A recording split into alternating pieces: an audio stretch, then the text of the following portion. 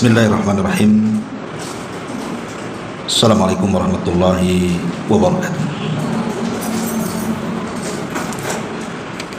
Alhamdulillah wassalatu wassalamu ala Rasulillah wa ala alihi wa sahbihi wa mawalah wa la hawla wa la quwata illa billahi wa ba'du. Alhamdulillah, di siang ini kembali kita duduk untuk bertalabul ilmi, dan kita masih membahas sejarah Al-Mustafa, manusia pilihan Allah, Nabi kita, Nabi besar Muhammad sallallahu alaihi wa ala alihi wasallam. Dan kita sudah masuk pada pembahasan perang Fijar, kemudian Hilful Al-Fudul. Ma'asyiral muslimat yang dimuliakan Allah Subhanahu wa taala. Di sini pengarang Al-Imam Al-Mubarakfuri, beliau mengatakan, kita baca dulu. Pada saat beliau, maksudnya Nabi kita Muhammad sallallahu alaihi wasallam, berusia 20 tahun, maka terjadilah perang Fijar antara kabilah Quraisy dan sekutu mereka Bani Kinanah melawan kabilah Qais Al-Ailan dari kabilah Hawazin. Harb ibn Umayyah ketika itu terpilih menjadi komandan perang mewakili kabilah Quraisy dan juga Kinanah secara umum karena faktor usia dan kebangsawanan beliau. Kemenangan pada pagi hari berada di pihak kabilah Qais, namun pada pertengahan hari keadaan terbalik, kemenangan justru berpihak pada kabilah Kinanah. Perang Fijar ini dinamakan Perang Fijar karena dinodainya kesucian Ashhurul Hurum, bulan-bulan yang dilarang perang di dalamnya. Dalam perang ini Nabi SAW ikut serta dan membantu paman-pamannya menyediakan anak-anak panah untuk mereka. Baik. Ma'asyiral muslimat yang dimuliakan Allah Subhanahu wa taala, perang Fijar. Fijar ini bahasa Arab. Ada juga yang mengatakan Fijar ataupun Fujar. Fijar ataupun Fujar itu artinya kedurhakaan. Jadi perang yang di dalamnya terjadi kedurhakaan. Adapun kenapa kemudian sampai terjadi peperangan ini? Karena banyaknya riwayat yang sampai kepada kita bahwa terjadinya peperangan ini di usia Nabi. Ada yang mengatakan 10 tahun, ada yang mengatakan 15 tahun, dan ada juga yang mengatakan 20 tahun, sebagaimana pendapat pengarang di sini 20 tahun. Nah, disebut perang Fijar, perang kedurhakaan, karena penyebab terjadinya perang ini adalah ternodainya bulan-bulan suci menurut orang-orang jahiliyah, bahkan juga menurut Islam.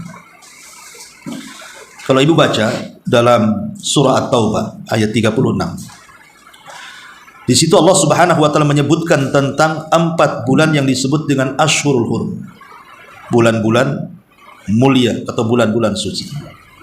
Kemudian Nabi SAW memberikan catatan, dimulai daripada bulan Dzulqa'dah, kemudian yang kedua bulan Dzulhijjah, kemudian yang ketiga bulan Muharram, dan yang keempat bulan Rajab. Itulah disebut dengan Ashhur al-Hurum, bulan-bulan hurum. Kenapa disebut bulan-bulan hurum? Karena sebagian ulama mengatakan dilarangnya melakukan peperangan, tidak boleh menumpahkan darah di bulan-bulan yang disucikan. Walaupun yang dibunuh orang tuanya sendiri, tidak boleh balas dendam di bulan-bulan hurum, kecuali kalau diserang. Itu lain ceritanya. Tapi kalau memulangi peperangan tidak boleh, karena itu sama dengan merobek bulan-bulan yang sangat disucikan menurut orang-orang jahiliyah. Begitu juga ditetapkan dalam Islam, sampai Allah turunkan surah At-Taubah 36. Jadi kisahnya adalah ada satu kafilah dagang. Kafilah dagang ini milik Nu'man ibn Munzir. Jadi Nu'man ibn Mundhir ini orang kaya. Dia suka mengirim kafilah-kafilah dagang dari Irak menuju Mekah.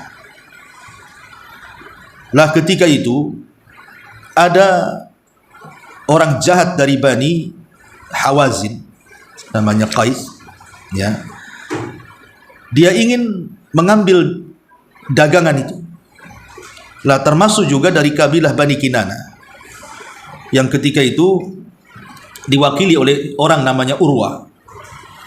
Jadi Urwah juga ingin mengambil dagangan kafilah Nu'man ibn Mundhir yang datang dari Irak. Jadi sama-sama memperebutkan dagangan sebenarnya. Karena bagaimanapun kita sudah tahu bahwa kebiasaan orang-orang Quraisy itu mereka berniaga. Itulah keuntungan mereka untuk menghidupi sehari-hari mereka, mengambil maisha dengan cara berniaga. Sehingga mereka akan memperebutkan kafilah-kafilah dagang yang datang dari luar. Lah akhirnya kemudian rebutanlah Bani Hawazin ini dengan Bani Kinana, sampai kemudian terjadi perkelahian dan terjadi pembunuhan. Jadi orang dari Bani Kinana namanya Urwah ini dibunuh oleh seorang anak muda dari Bani Hawazin. Celakanya pembunuhan itu terjadi di bulan Hurum, yang di situ tidak boleh menumpahkan darah. Bulan-bulan suci Dzulqa'dah, Dzulhijjah, Muharram dan Rajab ini bulan-bulan hurum, tidak boleh menumpahkan darah, tidak boleh berperang, tidak boleh menyerang, apalagi sampai membunuh. Lah dengan terbunuhnya Urwah dari Bani Kinanah ini oleh seorang laki-laki pemabuk, ada yang mengatakan orang jahat dari Bani Hawazin ini, dan pembunuhan itu disaksikan manusia, maka biasa orang-orang jahiliyah, hamiyah jahiliyahnya kan ada, maksudnya fanatik kesukuan itu ada. Ketika ada orangnya yang terbunuh, tentu satu kabilah bangkit, kan itu nggak terima. Akhirnya kemudian Bani Kinanah menyatakan perang melawan Hawazin. Lah posisi Quraisy itu sebagai sekutu Kinanah. Makanya Nabi SAW terlibat dari Quraisy. Sebenarnya yang bermasalah bukan suku Quraisy, yang bermasalah itu suku Kinanah dengan Hawazin. Tetapi karena Quraisy itu bersekutu dengan Kinanah, ya tentu yang namanya bersekutu akan saling membantu. Jadi orang-orang Quraisy membantu Bani Kinanah melawan orang-orang Hawazin dan kabilah-kabilah yang menyokong Hawazin. Lah disinilah pemicu perang, terjadinya perang Fujar di sini. Gara-gara pembunuhan seorang yang bernama Urwah di tangan anak muda Bani Hawazin. Akhirnya Kinanah menyatakan perang dengan Hawazin. Kemudian Quraisy pun karena sekutunya ikut serta menolong orang-orang Kinanah untuk melawan Hawazin. Lah Nabi SAW ketika itu masih kecil. Ada yang mengatakan 10 tahun, ada yang mengatakan 15 tahun, dan di sini pengarang lebih cenderung kepada usia beliau 20 tahun. Nabi SAW terlibat dalam peperangan ini, tetapi tidak melemparkan senjata. Dia hanya menyediakan anak-anak panah saja. Karena kita tahu bahwa kenapa Quraisy membantu Kinanah? Karena ini kezaliman, terjadi pembunuhan di bulan Hurum masalahnya. Mereka tidak terima bahwa Hawazin ini sudah mengacaukan bulan-bulan suci. Artinya mereka harus bangkit supaya jangan terjadi lagi. Tapi kemudian dilayan oleh Hawazin sampai peperangan ini bertahun-tahun lama. Artinya ada yang mengatakan perang ini terjadi sampai 4 tahun, ada yang mengatakan 5 tahun, wallahu a'lam. Tapi yang jelas bahwa perang ini melibatkan banyak kabilah, kemudian juga lama gitu ya. Jadi bersambung perangnya itu, ada yang mengatakan 4 kali perang. Dan puncaknya adalah ketika perayaan Uqat. Ya, perayaan Uqat itu puncak peperangan yang disebut dengan perang Fijar di sini. Tetapi sebenarnya sebagian para ulama ada yang mengingkari terjadinya perang Fijar dan keterlibatan Nabi SAW dalam peperangan. Alasannya karena riwayat-riwayat yang menjelaskan tentang adanya perang Fijar dan keterlibatannya Nabi SAW di perang Fijar ini semua lemah, tidak ada yang sahih. Bahkan para perawinya dinyatakan matruk, ditinggalkan. Sehingga Nabi SAW tidak pernah terlibat dalam peperangan ini. Walaupun ada peperangan Fijar, tapi riwayat Rasul terlibat dalam perang ini semua lemah, tidak ada yang sahih. Alasannya kenapa? Karena asas peperangan ini dibangun dari fanatisme kesukuan. Jadi kenapa kemudian terjadi perang Fijar ini? Karena ego masing-masing suku itu merasa benar, fanatik kesukuan, sehingga tidak mungkin Nabi SAW membela kefanatikan. Ya. Yang kedua juga terjadi di bulan hurum. Artinya peperangan ini kan merobek bulan hurum, bulan kehormatan. Tidak mungkin Nabi SAW terlibat dalam perkara seperti ini. Jadi ada yang mengingkari bahwa Rasul tidak pernah terlibat sama sekali di perang Fijar ini. Tentu hikmahnya untuk menjaga Nabi SAW, karena dia akan menjadi calon seorang Nabi dan Rasul, tidak mungkin melakukan pelanggaran. Ya, karena ini perang asasnya adalah kepanatikan. Jadi Rasul tidak terlibat. Tapi bagi yang kemudian menetapkan, karena ini kan sudah dicatat banyak oleh ahli sejarah tentang perang Fijar ini, ya termasuk juga dalam kitab ini mencantumkan perang Fijar kan, keterlibatan Rasul juga disebutkan di sini menyediakan anak panah. Ya boleh jadi hikmahnya adalah melatihnya Nabi SAW dan terjunnya Rasul dalam dunia militer. Karena nanti setelah dia diangkatnya menjadi Nabi dan Rasul, banyak syariat-syariat jihad yang kemudian menjadi asas dasar peperangan Rasul melawan orang-orang kafir di zaman itu. Jadi Rasul sudah terbiasa berperang, kemudian juga melihat strategis perang, kemudian muncul keberanian dan begitu seterusnya. Jadi ini juga salah satu tempaan Allah Azza wa Jal kepada Rasul, di mana kelak Nabi SAW juga akan disyariatkan jihad kepadanya. Ini bagi yang mensahihkan riwayatnya kan itu. Tapi yang bagi yang melemahkan riwayatnya, Rasul tidak terlibat sama sekali, walaupun terjadi perang Fijar. Karena asas dasarnya yang menurut para ulama yang melemahkan hadis itu adalah karena kepanatikan suku, dan Rasul tidak mungkin membela kepanatikan. Ya. Ini ada dua pendapat tentang masalah perang Fijar ini. Taib. Kemudian masuk pada Hilful Fudul. Hilful Fudul ini terjadi setelah perang Fijar. Jadi gambarannya sebelum saya baca, hilf itu artinya sumpah, Fudul itu artinya banyak kebaikan. Jadi sumpah di atas kebaikan dalam sebuah tuangan perjanjian yang dilakukan anak-anak muda ketika itu untuk menolong orang-orang yang dizalimi, baik yang dizalimi itu orang Arab ataupun orang di luar Arab. Jadi berkumpul anak-anak muda di zaman itu, karena kan setelah terjadi perang Fijar ini, akhirnya masing-masing kabilah mengakui kesalahannya masing-masing. Akhirnya masing-masing kabilah kemudian membentuk anak-anak muda pilihan dari masing-masing kabilah, di mana anak-anak muda ini berkumpul kemudian melakukan perjanjian. Dituangkan dalam sebuah janji, di mana dalam perjanjian itu mereka akan siap menolong siapapun orang yang dizalimi, baik orang Arab atau non-Arab. Ini diasas oleh anak-anak muda yang ketika itu mereka berkumpul di rumah orang yang bernama Abdullah ibnu Jad'an namanya. Jadi perjanjian itu ditulis di rumah Abdullah ibn Jad'an. Lah Abdullah ibn Jad'an ini masih sepupuan dengan Aisyah radhiyallahu anha. Dan Abdullah ibn Jad'an ini orang yang paling baik dan dermawan. Pokoknya terkenal kedermawanannya di tengah-tengah orang-orang Arab di zaman itu. Sudah kaya dermawan Abdullah ibn Jad'an ini. Makanya Aisyah radhiyallahu anha setelah diangkatnya Rasul menjadi Nabi, kemudian menikah dengan Aisyah, Aisyah bertanya soal jasanya Abdullah ibn Jad'an itu. Wahai Rasul, manfaat enggak kebaikan Abdullah ibn Jad'an yang sudah banyak menginfakkan banyak harta untuk menolong manusia? Kata Nabi SAW, tidak manfaat di akhirat, manfaatnya hanya di dunia saja. Kenapa? Karena dia kafir. Sebaik apapun orang kafir itu nggak ada manfaat setelah kematiannya.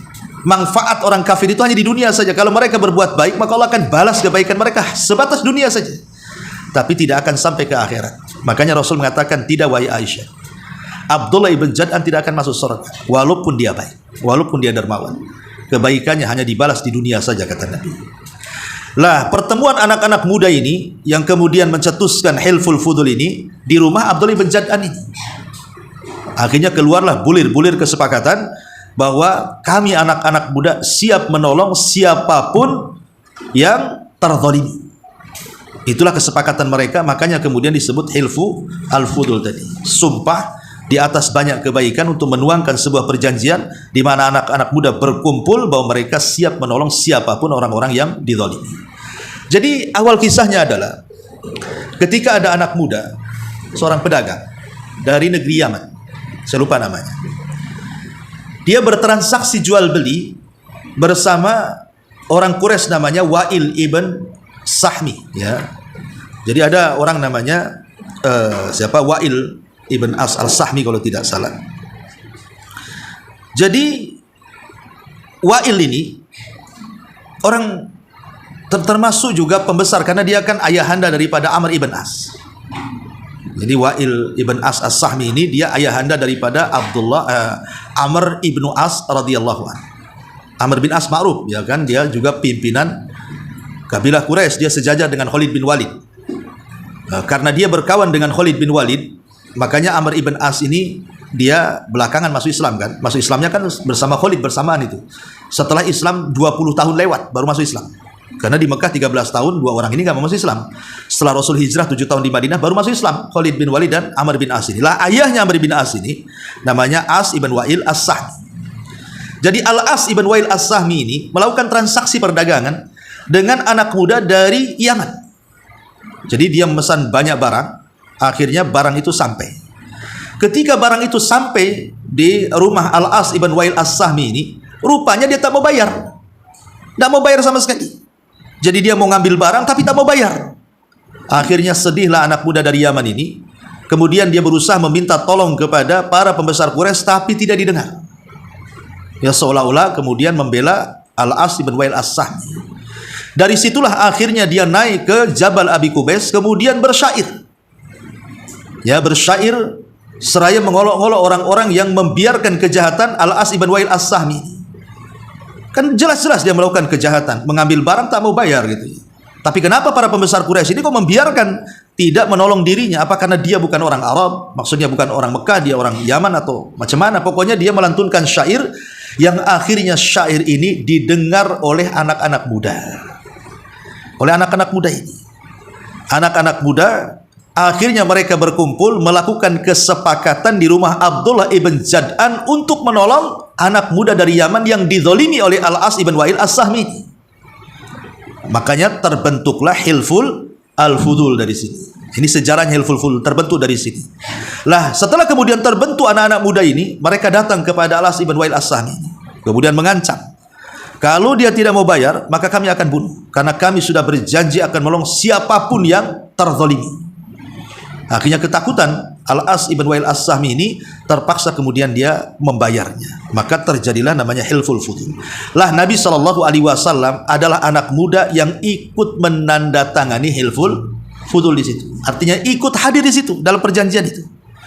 Makanya setelah Nabi SAW kemudian diangkat menjadi Nabi dan Rasul, dia mengulang kenangan waktu anak-anak muda berkumpul untuk sebuah kesepakatan dalam rangka kebaikan. Kata Rasul, kalau seandainya aku diundang lagi setelah Islam untuk melakukan Hilful Fudul, tentu aku lebih suka datang dibandingkan unta merah. Ya, artinya aku lebih suka untuk hadir di situ dibandingkan dunia dan isinya. Karena tahu ini kemaslahatan kan itu menolong orang-orang yang dizalimi.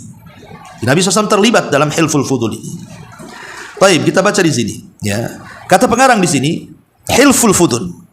Begitu perang tersebut usai, terjadilah Hilful Fudul, perjanjian sumpah setia, dan itu terjadi di bulan Dzulqa'dah, artinya masuk pada bulan Hurum.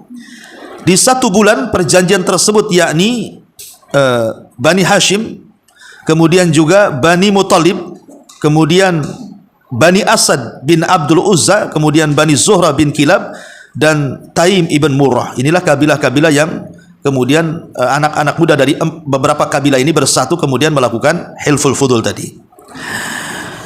Kemudian kata pengarang di sini, mereka berkumpul di kediaman Abdullah ibn Jud'an At-Tamimi karena faktor usia dan kebangsawanan beliau. Dalam perjanjian tersebut mereka bersepakat dan berjanji bahwa manakala ada orang yang dizalimi di Mekah, baik dia penduduk asli maupun pendatang, maka mereka akan bergerak membelanya hingga haknya yang telah dizalimi dikembalikan lagi kepada orang yang dizalimi. Lah Nabi SAW turut menghadiri perjanjian tersebut. Setelah beliau dimuliakan oleh Allah dengan risalah, beliau berkomentar, sesungguhnya aku telah menghadiri satu perjanjian di kediaman Abdullah ibn Jud'an yang lebih aku sukai ketimbang aku memiliki unta merah, yang merupakan harta yang paling berharga di zaman itu. Andai dalam Islam aku diminta untuk melakukan hal itu, niscaya aku akan memenuhi dan datang ke perjanjian itu. Kemudian kata beliau, semangat perjanjian tersebut menolak hamiyah jahiliyah, egoisme jahiliyah yang justru timbul dari sikap fanatisme terhadap suku dan juga keluarga. Ada sementara versi yang menyebutkan bahwa sebab terjadinya perjanjian tersebut adalah seorang dari kabilah Zubaid yang datang ke Mekah dan membawa barang, kemudian barang tersebut dibeli oleh Al-As ibn Wa'il As-Sahmi. Dan Al-As ibn Wa'il As-Sahmi ini adalah orang yang paling jahat yang pernah mengolok-olok Nabi. Jadi setelah Nabi SAW diutus jadi Nabi dan Rasul, lah kebetulan salah satu putra Nabi SAW meninggal dunia. Ada yang mengatakan Abdullah, ada yang mengatakan Qasim, ada yang mengatakan Ibrahim, wallahu a'lam. Pokoknya salah satu putra Nabi SAW meninggal dunia. Maka Al-As ibn Wa'il As-Sahmi langsung mengolok-olok Rasul dan mengatakan, qad butira Muhammad, qad butira Muhammad. Nggak usah kita ini mempedulikan si Muhammad itu, karena nasab dia sudah terputus dengan meninggalnya anak laki-laki dia. Biarkan saja, dia sudah terputus kok. Ngapain juga melayani dia? Pokoknya intinya menjelek-jelekan Rasul, bukannya iba bela sungkawa karena kematian putra Nabi, malah kemudian menjelek-jelekan Nabi SAW dan mengatakan qad butira Muhammad, nasab Muhammad sudah terputus dengan meninggalnya anak laki-laki dia. Maka Rasul sedih, sampai kemudian turunlah surat yang menghibur Nabi SAW, inna a'tainakal kautsar fasalli li rabbika wanhar inna syani'aka huwal abtar. Ini kalimatnya, inna syani'aka huwal abtar. Turun ayat ini bahwa yang mencelamu wahai Muhammad, merekalah yang abtar, bukan engkau yang abtar, mereka yang abtar. Maksudnya yang terputus, tidak akan disebut-sebut namanya lagi. Dan betul apa yang difirmankan Allah Azza wa Jal. Lihat hari ini siapa yang disebut-sebut? Nabi SAW tidak pernah meninggal. Walaupun jasad dia sudah meninggal, tapi nama dia akan disebut-sebut terus. Kita mendengar nama Nabi SAW itu dalam azan, dalam qomat, dalam solat, dalam setiap solawat.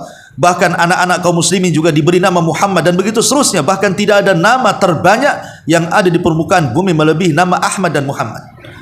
Sementara musuh-musuhnya yang mengolok-olok Rasul, Al-As ibn Wa'il As-Sahmi, yang katanya dia akan terputus penyebutannya, malah dia tidak pernah disebut-sebut manusia. Bahkan kalaupun disebut dalam sejarah, hanya untuk taubih bahwa dia orang yang paling jahat, yang paling buruk, dan tidak pernah disebutkan kebaikannya. Makanya Allah mengatakan inna syani'aka huwal abtar. Yang menjelek-jelekanmu wahai Muhammad, dialah yang abtar, yang akan terputus penyebutannya. Kemudian kata beliau, jadi barang tersebut ketika dibeli oleh Al-As ibn Wa'il As-Sahmi ini, namun dia menahan hak orang tersebut, nggak mau bayar. Karenanya dia meminta bantuan kepada suku-suku yang bersekutu di kota Mekah atas perbuatan Al-As ibn Wa'il As-Sahmi ini. Para sekutu itu terdiri dari Bani Abdiddar, Bani Mahzum, Bani Jumah, Bani Saham, Bani Adi. Akan tetapi mereka semua tidak mempedulikan. Artinya keluhan anak muda dari Yaman ini nggak dipedulikan.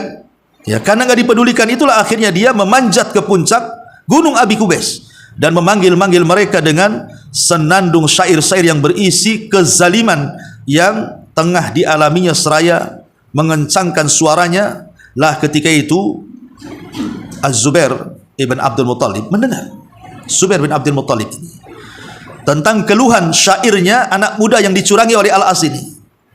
Akhirnya kemudian Zubair ibn Abdul Muttalib ini bergerak, kemudian bertanya-tanya soal kenapa dia sampai berteriak-teriak di atas Gunung Abi Kubais ini. Dan kenapa juga tidak dipedulikan padahal dia jelas-jelas dari pihak yang dizalimi. Akhirnya kemudian tak berapa lama setelah kemudian Zubair bin Abdul Muttalib ini mengumpulkan kabilah-kabilah, akhirnya terkumpullah anak-anak muda. Akhirnya karena sudah berkumpul dari banyak kabilah anak-anak muda ini, yang orang tuanya tidak acuh karena seruan anak muda yang dicurangi Al-As ini, mereka pun bergerak sendiri dan bersumpah siapapun yang melakukan kezaliman ataupun orang-orang yang dizalimi, maka mereka akan membela. Jadi siapapun yang dizalimi, baik penduduk asli Mekah atau tidak, maka akan dibelanya. Itulah yang kemudian disebut dalam sejarah dengan Hilfu al-Fudul ini. Ya. Jadi banyak faedah yang bisa kita petik ya dari peristiwa-peristiwa ini. Salah satunya adalah bagaimana, kenapa ahli sejarah mencantumkan peristiwa Hilful Fudul.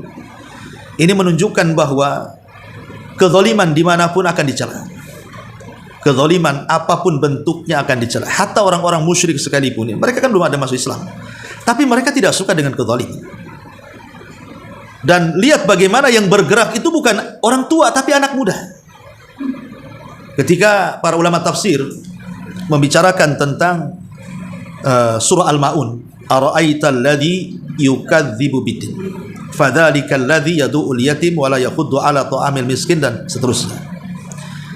Kenapa orang-orang Quraisy? Ayat ini kan pertama kali turun kepada orang-orang Quraisy. Ya, walaupun ibrah itu umumnya lafaz bukan khususnya sebab. Tetapi kan kita tahu bahwa ayat ini pertama kali surah Maun ini turun kepada bangsa Quraisy, khususnya kepada orang-orang tua mereka. Sekelas Abu Jahal, Umayyah, Al-Walid.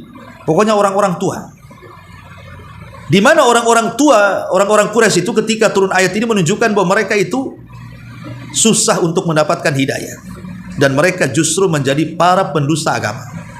Kenapa? Coba pertanyaan. Kenapa kemudian justru anak-anak muda banyak yang masuk Islam, orang-orang tua pula banyak yang lari dari Islam, bahkan memusuhi Islam di zaman permulaan Islam itu? Karena orang-orang tua Quraisy itu sekelas Abu Jahal, Al-Walid, Umayyah dan yang lainnya tidak ada rahmat dalam hatinya. Tidak ada kasih sayang dalam hatinya. Buktinya ayat selanjutnya menceritakan tentang bagaimana mereka menghardik anak yatim. Mereka tidak menganjurkan untuk bersedekah kepada fakir miskin, dan mereka mencegah orang-orang yang meminjam perabotan rumah dan begitu seterusnya, menunjukkan bahwa tidak ada rahmat. Kalau ada rahmat kan tentu akan menyayangi anak yatim, pasti akan membantu orang miskin. Kalau punya rahmat, punya kasih sayang kan.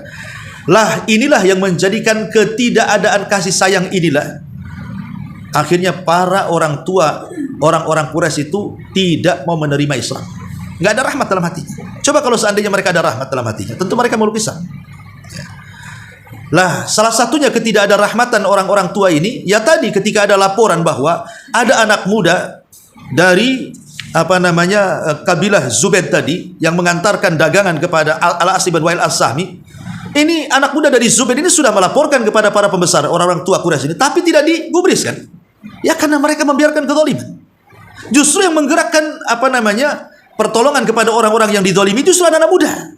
Makanya ketika Nabi kemudian menjadi Nabi dan Rasul, yang banyak masuk Islam itu semua anak muda.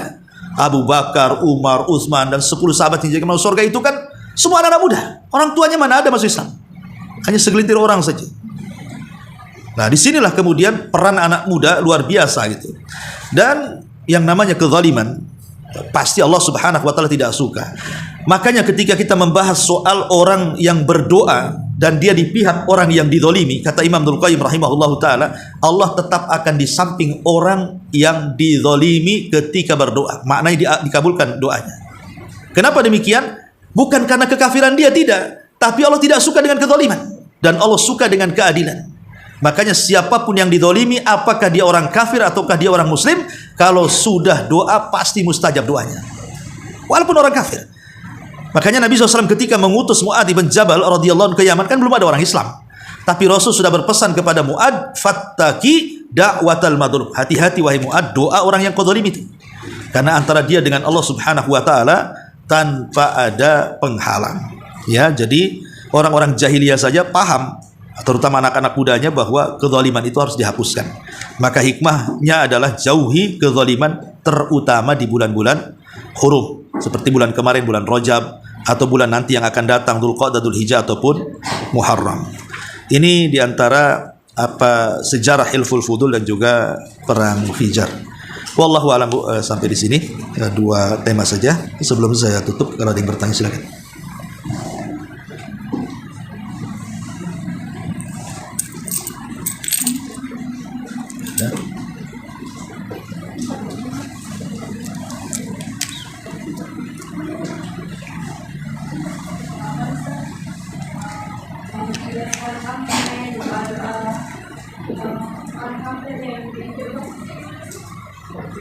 Di mana?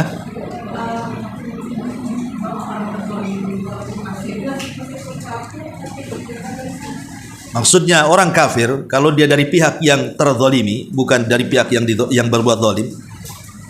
Kalau dia berdoa kepada Allah Azza wa Jalla, maka sama dengan orang Islam yang dizalimi, tetap akan dikabulkan dan tidak ada penghalang antara dia dengan Allah. Ketika Allah Subhanahu wa taala menolong orang kafir dari pihak yang dizalimi, bukan karena kekafiran, tidak. Allah tidak suka dengan kekafiran. Tapi kenapa Allah menolong orang kafir yang dizalimi ketika berdoa? Karena Allah tidak suka dengan zalim dan suka dengan keadilan, itu saja. Bukan karena kekafiran, orang kafir tidak akan ditolong Allah.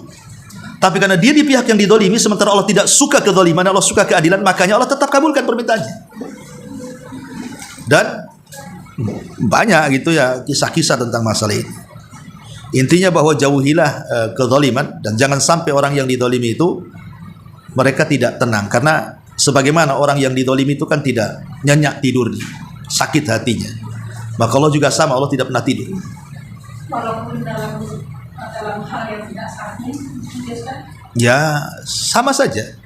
Zalim itu dalam hal apapun, mengambil hak, dalam menyakiti orang, menggibah, mencaci, memaki, yang sifatnya zalim dan itu berkaitan dengan hak manusia. Kalau zalim kita dengan Allah itu senang saja. Umpamanya kita meninggalkan sholat, kan zalim kita kepada Allah. Tapi kita cukup istighfar saja, kemudian taubatan nasuha, selesai. Tinggal besok jangan lagi ditinggalkan sholatnya. Allah tidak akan membiarkan, pasti Allah akan mengampuni. Yang jadi masalah itu kalau kezalimannya itu bersifat bukan kepada diri sendiri, tetapi kepada orang lain. Itu yang jadi masalah. Makanya dosa itu kan terbagi menjadi 3. Ada dosa yang diampuni, ada dosa yang tidak akan diampuni, ada dosa yang ditangguhkan ampunannya. Dosa yang diampuni antara kita dengan Allah. Mungkin kelalaian kita, ya kadang sholat, kadang tidak gitu ya. Itu kan antara kita dengan Allah. Kita tinggal minta ampun saja, Allah ampuni. Kemudian yang kedua, dosa yang tidak akan diampuni, dosa syirik, tidak akan diampuni. Kemudian dosa yang ditangguhkan ampunannya, inilah dosa antara kita dengan manusia lain. Walaupun kita ini sudah istighfar berkali-kali, sholat malam, sholat tahajud, sholat taubat, kalau hak orang yang kita zalimi belum dikembalikan, tetap aja tidak akan diampuni. Kalau tidak di dunia, balasannya di akhirat, di kisos. Ya. Kalau itu dalam bentuk barang, ya dikembalikan. Dalam bentuk uang, ya dikembalikan. Kalau dalam bentuk ucapan, ya minta maaf. Kemudian sebagai imbalannya kita puji-puji dia, yang tadinya kita mencaci, kita memuji.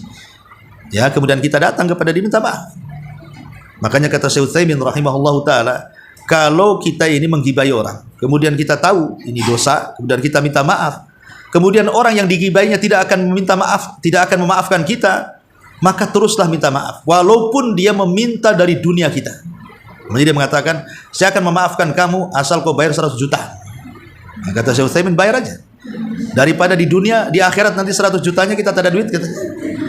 Nah, sampai seperti itu kata beliau. Kenapa? Karena azab di akhirat itu tidak sebanding dengan 100 juta yang kita berikan. Jadi memang kalau bisa ya jangan sampai kita menyakiti orang, karena kita orang ini ngeri dosanya. Ya. Wallahu a'lam.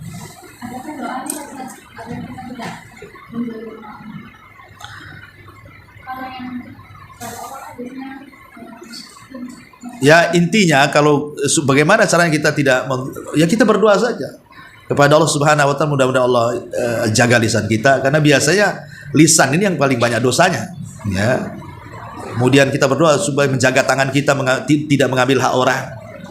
Makanya dua inilah yang banyak menzalimi orang, kalau enggak tangan, lisan. Ya, yang anggota badan yang lain bisa aja menzalimi, tetapi kebanyakan zalim ini dilakukan oleh 2 anggota badan. Yang paling banyak ya lisan lah. Itulah dosa lisan. Makanya kita disuruh berdoa untuk istiqomah. Ya, jangan sampai terpeleset lisan kita ini. Karena terpeleset sedikit saja lisan kita ini, kalau sampai membuat Allah murka, itu sudah cukup masukkan kita ke neraka masalahnya. Nah, kita ini menggibah 1 kalimat saja, gak usah berkalimat-kalimat. Apa kata Nabi kepada Aisyah radhiyallahu anha? Ya Aisyah, laqad qulti kalimatan law mujizat bihal bahru lamazazathu. Wahai Aisyah, engkau sudah mengucapkan 1 kalimat. Itu kalau dilempar ke lautan, tuh 1 air lautan tercemar semuanya. Kalimat ghibah. Padahal Aisyah itu tidak bicara, dia hanya isyarat. Tapi dianggap 1 kalimat sama Nabi. Dia hanya mengisyaratkan bahwa dia tinggi, Sophia pendek, itu aja. Dia hanya mengatakan, membanggakan ketinggian dia, dan seolah-olah merendahkan Sophia karena pendek badannya. Ya, karena cemburunya di hadapan Rasul. Tapi Rasul marah. Padahal pakai isyarat tuh. Gimana kalau ucapan kan gitu? Ya tentu lebih jahat lagi. Ustaz, Ya. kalau kita sadar kita banyak menjalani orang. Ya. Jadi kita berdoa orang-orang yang pernah zalimi, orang-orang yang pernah kita zalimi. Tetap saja bermanfaat sih, bermanfaat. Namanya kita bertobat tuh memang dianjurkan bertobat kepada Allah, ya kan? Tetapi namanya zalim kepada orang itu kan itu berkaitan dengan hak masalahnya. Kita ngambil uang dia, kemudian tiap malam kita istighfar. Ya percuma istighfarnya kalau nggak dibalik duitnya, kan itu kan? Karena istighfar itu tidak menghalalkan uang orang, dibalikin baru halal. Kan itu. Atau kita menggibah orang, kita istighfar juga, ya. Istighfarnya berpahala sebagai zikir kita. Tapi apakah kemudian ampunan Allah itu sempurna? Tidak, masih ditangguhkan ampunannya. Sampai orang yang kita zalimi itu kita sakiti, dia memaafkan kita. Bahkan terkadang dia memaafkan saja tidak sempurna. Kenapa? Karena yang namanya kisos, namanya saya sudah menjelek-jelekan kemudian saya katakan, karena saya sudah mengatakan begini-begini, sekarang jelek-jelekan saya di mata orang. Kisoslah saya, jangan sampai di akhirat. Ketika kemudian dibalas, terkadang kisos saja belum tentu ada keadilan. Kisos itu. Contoh nih, ada orang baik dibunuh orang jahat. Anggaplah ustaz, dibunuh sama preman. Akhirnya preman ditangkap. Kisos terjadi kisos. Yang membunuh dibunuh. Dibunuhlah preman itu. Sama-sama mati. Apakah sudah sampai ke taraf keadilan? Belum. Ya. Kenapa? Mungkin kalau nyawa dibalas nyawa di situ adil, tapi dari sisi lain terkadang belum terpenuhi keadilan itu. Kenapa? Karena yang dibunuh orang baik, yang membunuh orang jahat. Kalau orang jahat terbunuh, mungkin orang bilang kapok lah dia jahat kan gitu ya. Tapi kalau orang baik kemudian dibunuh, semua orang menyesalkan. Apalagi dia seorang guru agama, seorang ustaz, seorang yang murid-muridnya berhajat kepada dia. Walaupun sama-sama dibalas nyawa kan keadilan nggak ada. Karena orang ini dibutuhkan orang ini benci orang. Itu dari murid-muridnya, belum dari keluarganya. Pamannya mungkin dia sebagai orang yang menafkahi keluarganya. Walaupun pamannya sudah yang membunuhnya dibunuh, tapi kan dengan hilangnya dia hilang pula nafkahnya. Terpaksa akhirnya dia mencari nafkah sendiri kan keluarganya. Jadi nggak akan ada namanya keadilan yang sempurna. Makanya kenapa walaupun di dunia terjadi kisos, tetap akan ada kisos lagi di akhirat. Anggaplah orang yang membunuh sudah dibunuh, di akhirat kisos itu akan berlaku lagi. Di kontorah itu, sebelum orang masuk surga, diulang lagi tuh kisosnya. Kenapa? Supaya betul-betul tercapai keadilan yang sempurna sehingga orang masuk surga itu sudah tidak ada kedengkian lagi. Jadi akan terjadi pengulangan kisos itu supaya betul-betul terjadi keadilan yang sebenarnya. Dan itu tidak ada keadilan yang sebenarnya kecuali di hadapan Allah. Dan di akhirat ya di hadapan Allah kisos kita. Kalau sekarang kan di hadapan manusia, di hadapan hakim, di hadapan pengadilan kan itu. Tapi di akhirat kan di hadapan Allah pasti akan mendapatkan seadil-adilnya keadilan. Kalau di dunia ya susah mendapatkan keadilan. Ya. Wallahu a'lam. Ya, saya kira cukup. Subhanallah bihamdika asyhadu an